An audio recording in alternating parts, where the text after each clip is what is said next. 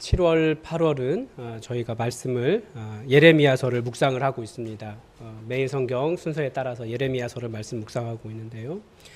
보통 순서 쭉 따라가면 토요일, 주일은 새벽 기도회가 없으니까 이제 그 말씀을 보지 않고 넘어가게 돼요. 그런데 오늘 본문은 도저히 그냥 넘어갈 수 없는 본문이었습니다. 왜냐하면 예루살렘 성이 함락되는 본문입니다. 이 예루살렘 성이 함락된다라고 하는 것은 이스라엘에게 굉장히 충격적인 사건이었거든요. 그래서 우리도 한번 이 말씀을 보면서 예루살렘 성의 함락에 어떤 일이 일어났는지 함께 보았으면 좋겠습니다. 먼저 성경에는 예루살렘 성이 함락되는 것에 대해서, 함락되는 날에 대해서 한 3번 정도 나오는 것 같아요, 제 기억에. 그런데 오늘 본문은 시드기야, 그러니까 남유다의 왕인 시드기야 왕 11년이라고 되어 있고, 그러니까 이스라엘 중심으로 쓰여져 있고, 나머지 2개는 바벨론 중심으로 쓰여져 있습니다. 그래서 바벨론 왕 느부갓네살 순간 18년인가요? 이렇게 그때에 이렇게 함락됐다라고 기록되어 있고, 날짜도 조금 다릅니다. 약간씩 차이가 있는데 그 이유는 뭐 여러 가지 설명하지만 정확한 설명은 사실은 쉽지 않습니다. 어쨌든 약간 차이가 납니다. 3개가 다. 또 이 본문을 그냥 넘어갈 수 없는 이유는 이 예루살렘 성의 함락은 유대 민족에게 굉장히 충격적인 사건이었습니다. 왜냐하면 하나님께서 살아계신다면 그 성을 영원히 지켜주실 것이라고 믿고 있었기 때문입니다.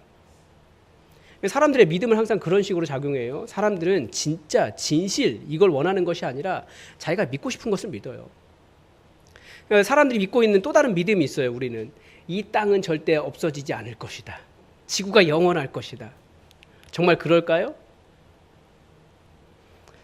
사람들은 자기가 믿고 싶은 것을 믿어요. 그래서 우리도 내가 믿고 싶은 것을 믿기 때문에, 그걸 따라가기 때문에 우리는 내가 믿고 있는 것이 진실인가 항상 말씀을 통해서 점검해 봐야 됩니다. 예레미야서와 예루살렘 성의 함락이 바로 이 문제를 다루고 있다고 해도 틀린 말이 아니에요. 다들 믿음이라고 말하는데 예레미야는 계속 그거 믿음 아니야 라고 하나님의 말씀을 던졌거든요. 예루살렘 성이 무너지지 않는다고? 아니, 너희들이 계속 이렇게 하나님 안 믿고 우상 숭배하고 악을 행하면 무너지게 될 거야. 그러니까 하나님께 돌아와라. 계속 말해도 아무도 안 믿었습니다. 그러니까 믿음이 아니라 하나님의 말씀을 따라가야 되죠. 때로는 이 예루살렘 성이 함락되기 전까지 사람들은 자기들의 헛된 믿음을 지키려고 오히려 하나님의 말씀을 계속 외면했습니다. 아니, 하나님의 말씀대로 이루어지면 안 돼. 하나님의 말씀이 틀린 거야. 왜냐하면 자기들이 지켜갈 그 성, 예루살렘 성의 그 삶이 있었기 때문에 그렇게 말했다라는 거죠. 이 예루살렘 성의 함락을 그 역사적으로 보면, 그러니까 사람들이 왜 자기의 믿음을 지켜가려고 하느냐, 헛된 믿음을 지켜가려 하느냐, 거기에 하나님이 계신가 계시지 않는가 이 부분에 대한 판단을 제대로 하지 못하기 때문에 그래요. 그러니까 모든 역사를 볼 때 거기에 하나님이 계시다라고 놓고도 해석할 수 있고 하나님이 안 계시다라고 하는 관점으로도 해석할 수 있습니다. 그러니까 예루살렘 성의 함락을 하나님이 계시지 않는다라고 하는 관점으로 파악을 한다면 얼마든지 설명이 돼요. 바벨론에게 조공을 바치던 것을 어느 날 시드기야가 끊어버렸어요. 그러니까 바벨론 왕이 침공하는 거죠. 예루살렘 성이 무너진 것은 바벨론 왕이 화가 나가지고 다 짓밟아먹기 때문이다. 이렇게 말할 수도 있어요. 그러니까 우리는 역사를 이해할 때 하나님을 빼고 해석하려고 하지만 성경은 뭐라고 이야기해요?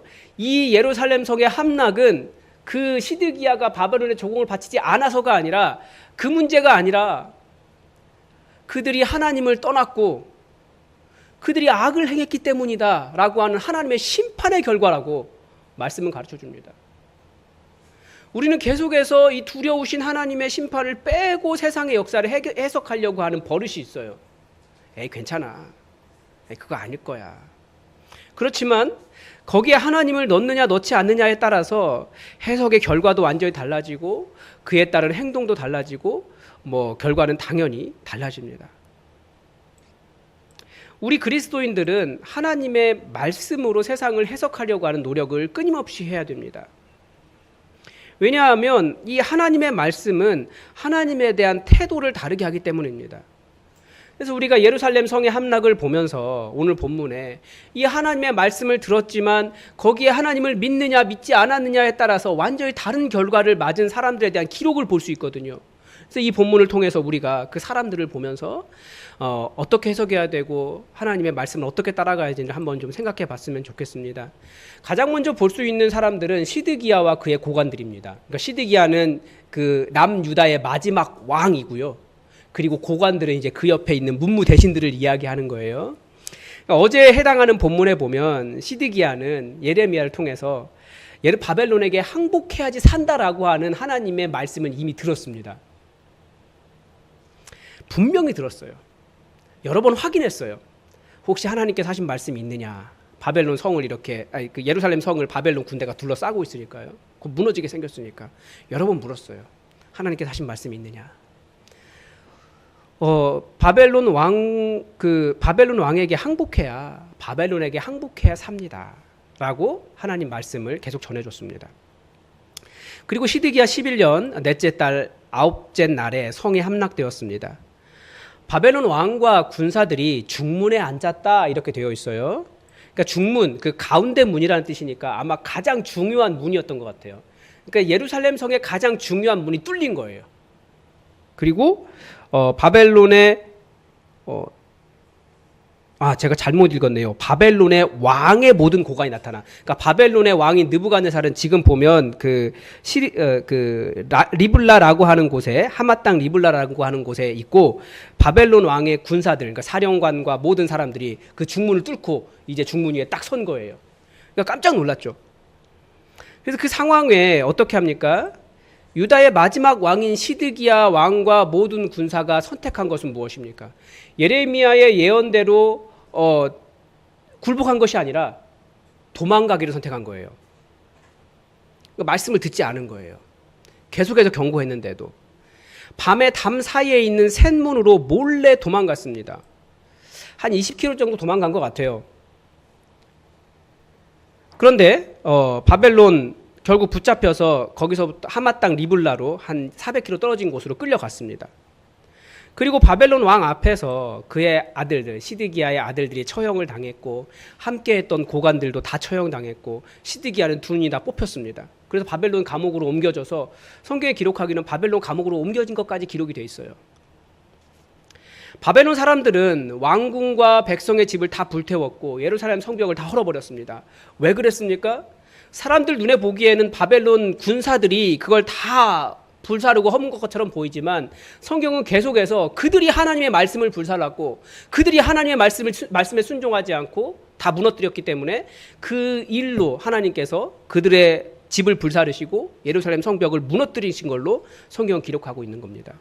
그러니까 이 모든 일이 예레미야가 예언한 대로 이루어졌습니다. 그러니까 이 시드기야와 고관들의 입에는 항상 하나님의 이름이 있었습니다. 거짓 선지자들도 있었어요. 하나님께서 뭐라고 말씀하시느냐 관심이 많았습니다. 하나님의 음성을 듣지 못한 것이 아닙니다. 그러나 하나님의 말씀에 순종한 적은 없습니다. 이게 차이인 거죠. 그리고 하나님의 말씀이 아닌 것들을 이것이 우리를 살 길이다, 우리를 살게 하는 것이다라고 꼭 붙잡고 신뢰하며 살았다라는 거예요. 지난주에 본 내용은 더 충격적이죠. 실제로 예레미야의 예언이 한번 성취된 적이 있습니다. 그 바벨론 왕이 와서 고니야라고 하는 이 시드기야 앞에 있는 왕을 잡아갔거든요. 사람들을 잡아가고. 예언이 성취되었음에도 불구하고 오히려 사람들은 예레미야가 군인들과 백성들의 사기를 꺾는다고 해서 저 힘없는 그 예레미야만 죽이면 된다라고 해서 예레미야를 죽이려고 해요.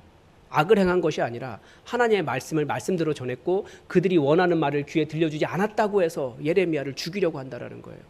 그래서 죽이지는 못하고 그 진흙창이 가득한 웅덩이에 던져버렸습니다. 그리고 그 위에 막아버렸어요. 죽이려고 한 거죠. 그런데 정말 예루살렘 성을 무너뜨린 책임은 누구에게 있습니까? 하나님의 말씀을 증거한 예레미야에게 있습니까? 20년 이상이나 예레미야를 통해서 전해진 하나님의 말씀을 무시한 그런 왕과 고관들에게 책임이 있는 거죠. 우리도 다 긍정적인 말 좋아합니다. 저도 오늘 같은 이 중요한 일주일에 한 번 예배 드리는데 꼭 이런 이상한 그 경고의 말씀 이런 것들 전해야 되느냐라고 하는 생각이 있지만 우리가 들어야 되는 말씀이에요. 다 긍정적인 말 좋아하고 위로의 말 좋아하고 삶을 힘들게 살아가고 있기 때문에 그런 말씀이 필요하지만 때로는 내 마음을 아프게 하는 말씀조차도 우리는 하나님의 말씀으로 무겁게 들어야 되는 거예요. 왜냐하면 성경은 기본적으로 경고입니다. 어떤 경고입니까? 예레미야의 경고와 똑같은 경고입니다. 곧 심판의 날이 있을 것이다 라고 하는 경고예요. 예수님께서 우리를 건지시는 것은 언제 건지시는 겁니까? 바로 그 심판의 자리에서 우리를 대신해서 이 사람의 죄의 대가는 내가 다 십자가 위에서 지불했으니 이 사람은 무죄입니다 라고 우리를 변호해 주시는 그날 우리는 건짐을 받는 겁니다. 우리는 그 이전까지 그 심판의 날까지 어떻게 보면 똑같이 살아가요. 대신에 이미 그 심판이 다가와도 심판이 있다는 것도 알고 심판이 다가와도 우리는 예수님께서 우리를 구원해 주신다는 것을 믿고 살아가는 사람들이라는 거죠. 그러니까 우리는 심판이 있다는 경고를 계속 듣고 있어요. 예수님께서 다만 그 자리에서 우리를 변호해 주시는 거예요. 내가 심판하러 너희에게 임할 것이라. 점치는 자에게와 간음하는 자에게와 거짓 맹세하는 자에게와 품꾼의 삭세에 대하여 억울하게 하며 과부와 고아를 압제하며 나그네를 억울하게 하며 나를 경외하지 아니하는 자들에게 속히 증언하니라. 만군의 여호와가 말하였느니라. 성경은 심판을 이야기해요. 옛사람에게 말한 바 살인하지 말라. 누구든지 살인하면 심판을 받게 되리라 하였다는 것을 너희가 들었으나 나는 너희에게 이르노니 형제에게 노하는 자마다 심판을 받게 되고 내가 진실로 너희에게 이르노니 심판날에 소돔과 고모라 땅이 그 성보다 견디기 쉬우리라. 내가 너희에게 이르노니 사람이 무슨 무익한 말을 하든지 심판날에 이에 대하여 신문을 받으리니 긴 옷을 입고 다니는 것을 원하며 시장에서 문안받는 것과 회당의 높은 자리와 잔치의 윗자리를 좋아하는 서기관들을 삼가라. 그들은 과부의 가산을 삼키며 외식으로 길게 기도하니 그들이 더 엄중한 심판을 받으리라. 심판의 날이 있다라는 거예요. 벨릭스라고 하는 왕이 사도 바울의 말을 듣고 굉장히 두려워해요. 왜요? 의와 절제와 장차 오는 심판을 강론하니 사도 바울이 그거 얘기했어요. 그랬더니 벨릭스가 두려워하는 거예요. 왜? 다 자기 얘기니까. 그 심판날에 자기는 큰일 나겠구나 깨달은 거예요. 다만 내 고집과 회개하지 아니한 마음을 따라 진노의 날 곧 하나님의 의로우신 심판이 나타나는 그 날에 임할 진노를 내게 쌓는도다. 하나님의 말씀을 듣고 회개하지 않고 계속 고집 부리면 그 사람은 그 심판의 날에 받을 벌들을 계속 쌓아간다라는 거예요. 내가 어찌하여 내 형제를 비판하느냐 어찌하여 내 형제를 업신여기느냐. 우리가 다 하나님의 심판대 앞에 서리라. 하나님의 심판대 앞에서 이루어지는 것은 내가 내 형제에게 얼마나 악한 말과 일을 했느냐 이거 관련되어 있는 거예요. 그러니까 그 심판대 앞에서 일어날 일에 대해서 성경은 많이 기록하고 있습니다. 그런데 우리가 사실은 잘 안 듣는 거죠. 신약 성경에서는 더 많습니다. 어떤 경우가 심판받습니까?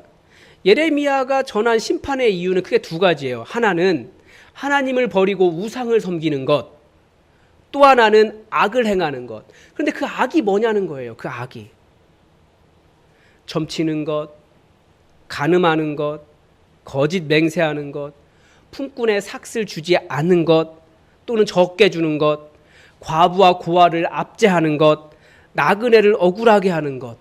나그네가 외국인 노동자잖아요. 외국인 노동자를 억울하게 하는 것, 하나님을 두려워하지 않는 것, 이런 모든 것들이 다 악이에요. 내가 돈 벌자고 다른 사람 때리고 거짓말하고 다 악이에요. 그거 버리고 돌아오라고 말씀하시는 거예요. 예수님도 똑같이 말씀하십니다. 특별히 예수님께서 악이라고 말씀하신 것은 약한 사람에게 함부로 말하는 것, 옆에 있는 형제를 욕하는 것, 무엇보다도 예수님을 받아들이지 않으려고 고집 부리는 마음, 이런 것들을 악이라고 말씀하시는 거예요. 이런 마음이 바로 하나님의 심판대 앞에서 심판받을 내용이라는 거죠.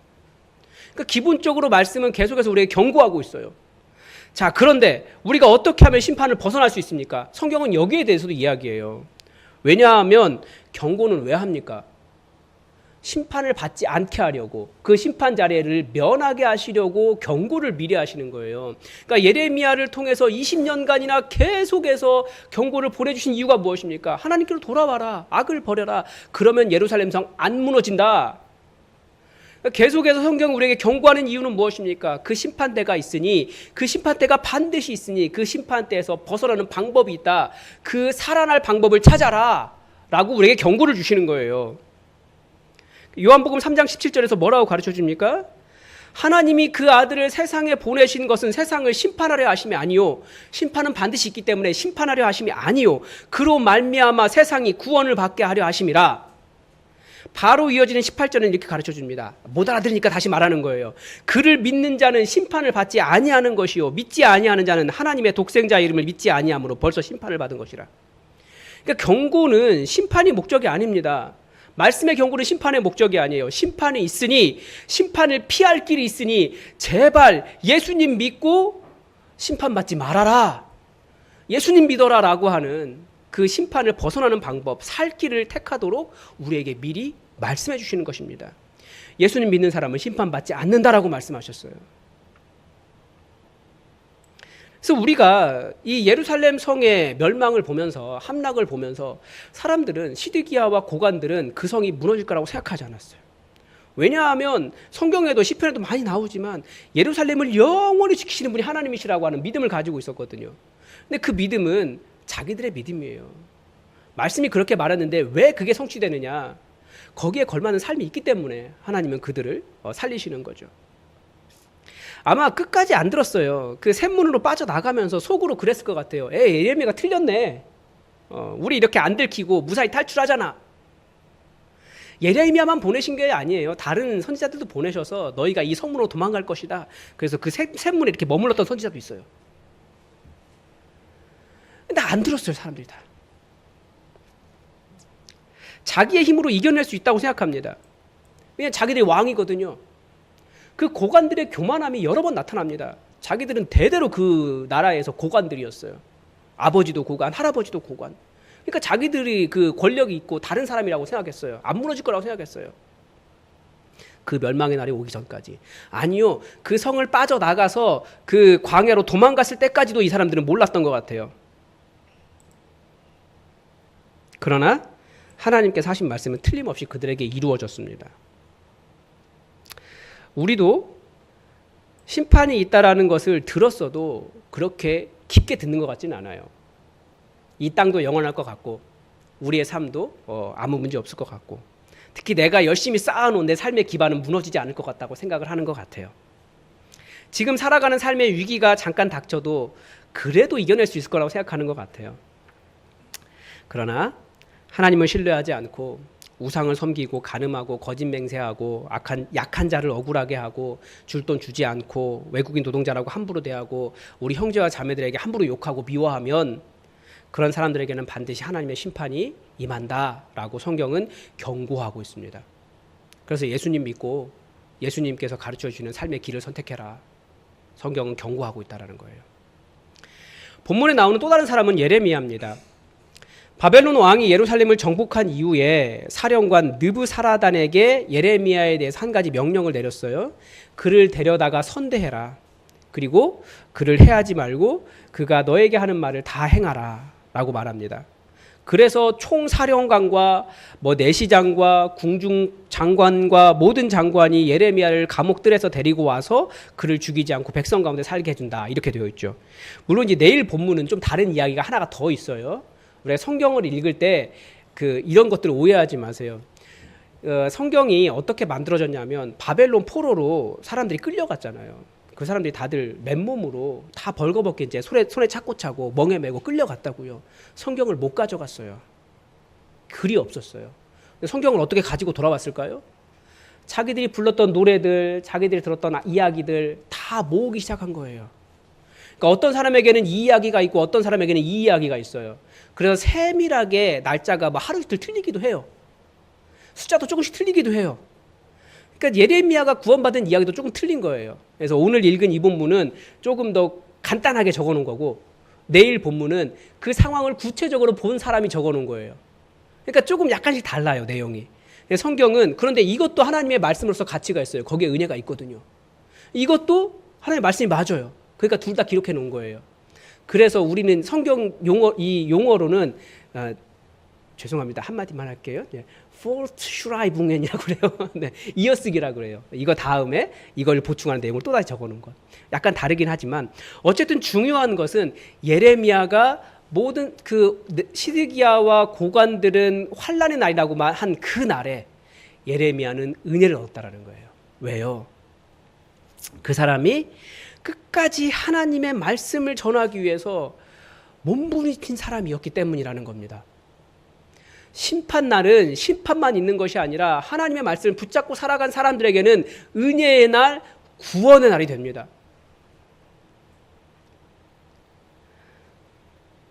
그래서 이 말씀을 전하기 위해서 애쓴다, 누군가에게 하나님의 말씀을 증거한다라고 하는 것은 예레미야와 같은 삶일 수 있어요. 그가 20년간이나 하나님의 말씀을 증거했지만 많은 오해를 받았습니다. 사람들이 안 들으니까 벌거벗은 채로 멍에를 이거 메고 다녔어요. 사람들이 쳐다보겠죠. 도대체 저 사람 왜 저러냐고. 아니, 너희가 하나님께 안 돌아오면, 계속 악을 행하면 너희가 이런 일 당할 거야 라는 것을 몸으로 보여주며 살았어요. 그 수치와 조롱을 당하면서 정말 어려운 삶을 살았어요. 먹을 것도 못 먹고. 말씀을 전하는 삶은 그런 삶이에요. 우리는 말씀을 증거하기 위해서 다가오는 여러 가지 고난들을 너무나 받으려고 하지 않아요. 그런데 말씀을 증거하고 때로는 사람들에게 그렇게 말씀대로 말하는 것은 고난과 역경을 당할 수 있다는 거죠. 그래서 우리는 하나님의 말씀을 전하며 살아가는 순례자들입니다. 예수님께서 말씀을 전하신 선지자이셨듯이 우리도 이 세상에 하나님의 말씀을 증거하는 선지자입니다.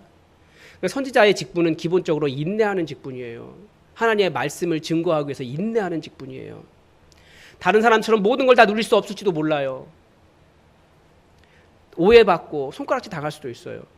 그렇지만 결국 우리가 받을 하나님의 하나님의 구원을, 은혜를 받을 자리는 그 심판의 자리에서 하나님의 선대하심을 얻을 것이라는 것을 믿고 살아가는 사람들이라는 거죠. 그래서 우리 여러분, 고난이 있다 할지라도 열심히 주의 말씀 증거하고 말씀 따라가십시오. 말씀 따라가다가 손해보고 더 많은 이익을 얻지 못한다 할지라도 끝까지 말씀 지고 살아가십시오. 그게 사는 길입니다. 그리고 또 한 사람은 에벳멜렉입니다. 에벳멜렉은 예레미야가 그 진창 우물에 던져졌을 때 저러다 예레미야 죽는다고 시드기야 왕을 설득해서 30명 데려가서 끌어낸, 예레미야를 그 우물에서 건져 올린 사람입니다. 이 사람은 구스 사람이라고 되어 있어요. 구스 사람이니까 예레미야 에디오피아 사람입니다. 외국인이고 흑인이었을 거예요.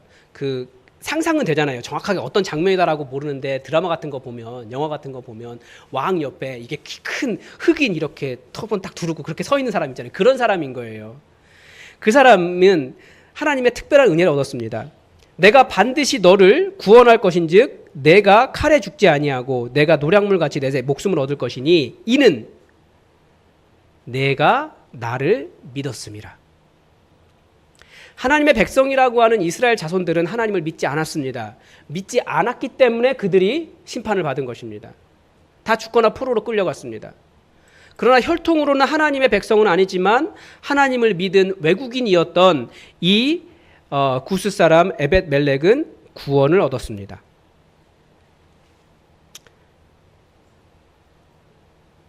하나님의 심판이 없다고 믿으면 심판 없는 사람처럼 살아갑니다. 그런데 믿으면 달라집니다. 하나님께서 우리의 기도를 들으신다는 것을 믿으면 기도합니다. 믿음에 따라 달라져요. 성경은 어떤 사람 산다고 되어 있습니까? 의인은 믿음으로 말미암아 산다라고 되어 있습니다. 그래서 복음서에서 우리가 믿음이라는 단어를 한번 줄을 쳐보십시오. 정말 많이 나옵니다. 믿음이라는 단어가 정말 많아요.